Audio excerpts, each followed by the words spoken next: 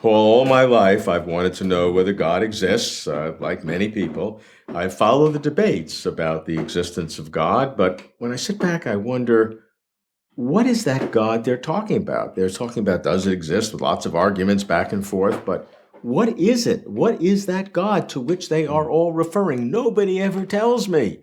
Can you tell me? Well, this is, of course, the biggest question of all. I'm not surprised you've been asking it. And it's here that the human mind runs up against its limits, because God is unique. God can't be compared with anything or anyone else in the world. God can't be classed with other things that are in the world. And so the human mind finds it extremely difficult to grasp what this unique, supreme good is. And so some people have said, well, all we can really say is what God is not.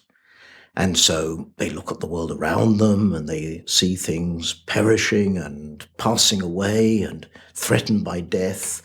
And they say, well, God is not like that. God does not perish. God does not come up against death in that way. And that's all we can do, to speak of God in a negative way. I think it's possible to say positive things about God.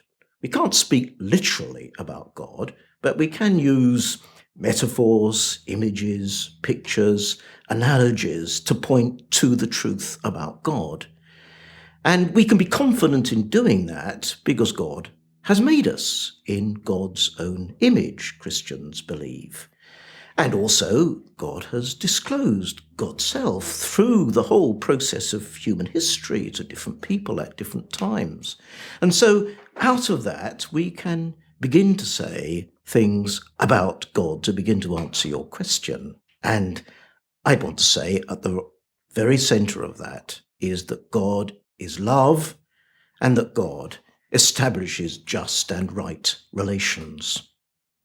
That's really at the heart of the matter. Now, if you look at the big questions of the universe with 13.5 billion years of history, 100 billion galaxies, 100 billion stars, innumerable planets, all the things of the earth, that seems like a small thing to be the ultimate ground of being of everything that we see. I don't mean to be insulting, but that sounds too small for me. Well, if you think love and justice are small things, I don't say they're then small of course things. You might think in that way. I'm not saying they're small things for human beings on this earth, among people. It's wonderful. There should be more of it. But to be at the ground of being of all I see in the universe, I need some help in believing that, because I don't. Well, this is why Christians think about God in terms of the idea of God as Trinity.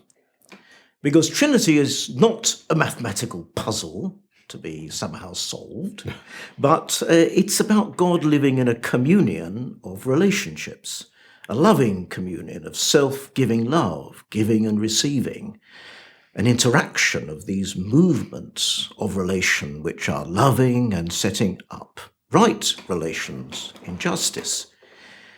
Now, we can think of the whole of the universe, which is relating to itself. It is relational, has very complicated relations within it, as participating in those movements of relationship, of supreme love and justice.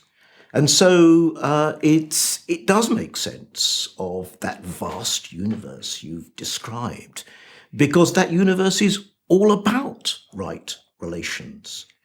And so we can think of that universe as participating in God. When we speak about God as Trinity, we're not trying to observe God. This is not an observational language in which we say, well, that's what God looks like then, or we can draw a picture of God in some way. This is a participational kind of language. It's about sharing in God. So we're saying not this is what God looks like, but this is what it means to engage in God. And the whole universe is engaging in God like this. I can certainly follow the metaphor, but the metaphor does not seem to have an ultimate ground of being. I can see the universe having relationships in itself, but if relationships describe the universe, that doesn't describe how the universe got to be the way it is. Well, we're thinking of God, of course, as the supreme ground of those relationships, that God is bringing into being others than God's self to have relationships with themselves, but also with God. So this is a movement of overflowing love and self-giving. The way you describe God is certainly a description that others would use, but others would start with some of the so-called traits of God: all powerful, all knowing, all free, all good, eternal or timeless, and a number of characteristics. And then all good or love is part of that. You do it differently. You're having love and relationships to be more of the center of this, and then maybe some of these other characteristics will emerge. Is that a real difference? Well, that's because it's a participational form of language. It is about what we experience in terms of our engagement with this supreme reality, this supreme good, who is God. Now, of course, behind that, I am understanding God as the only reality that exists from God's self, from itself. God is the uncreated creator, whereas everything else is dependent upon God for creation. But I put this in a terms of engagement or participation, in which we say that all our relationships are dependent upon a supreme communion of relations, out of which, out of overflowing love, these other relations have been created.